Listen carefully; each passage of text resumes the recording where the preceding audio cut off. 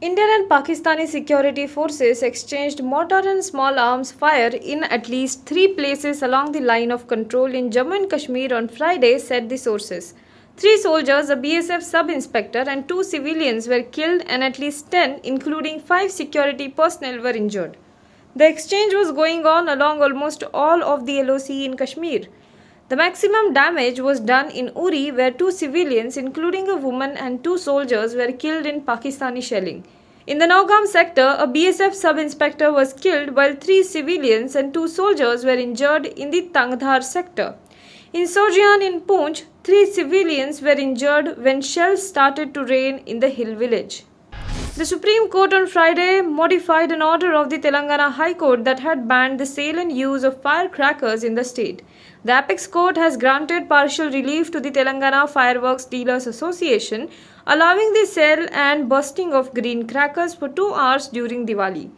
Earlier on Friday, the Telangana government issued an order imposing a ban on sale and use of firecrackers with immediate effect following directions from the State High Court. The High Court had directed the state on Thursday to immediately ban the sale and use of fireworks by the people and organizations and to immediately clamp down and close shops which are selling fireworks. The earlier government order had said the High Court has issued directions to appeal to people both through print and electronic media to refrain from bursting firecrackers to prevent deterioration in air quality.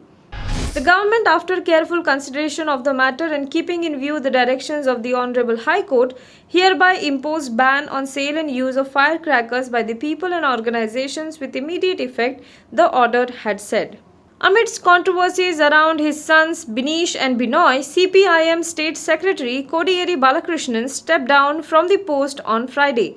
Balakrishnan informed the State Secretariat that he is staying away from the party's secretary post for treatment of his prolonged illness. His request for long leave has been approved, but it is still unclear how long will he stay absent. The leader was in the US for 3 weeks for his treatment in January.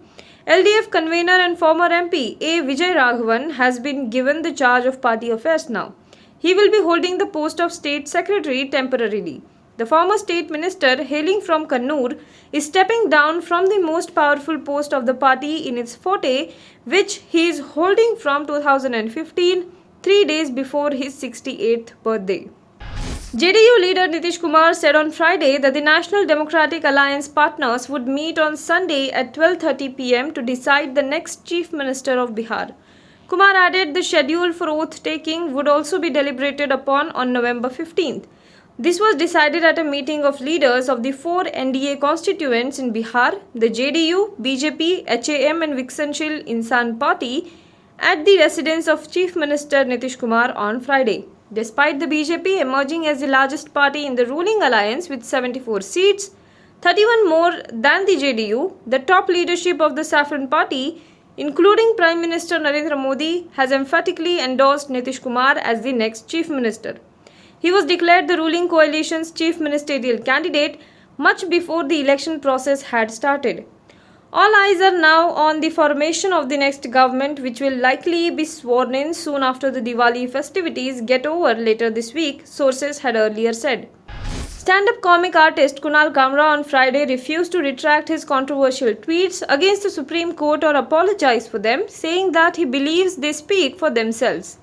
Kamra's statement comes a day after Attorney General K.K. Venugopal consented to the initiation of criminal contempt proceedings against him for a series of tweets following the Apex Court giving interim bail to Republic TV Editor-in-Chief Arnab Goswami. The tweets I recently put out have been found in contempt of court. All that I tweeted was from my view of the Supreme Court of India giving a partial decision in favor of a prime-time loudspeaker, he said in a statement addressed to Venugopal and the judges on his Twitter page.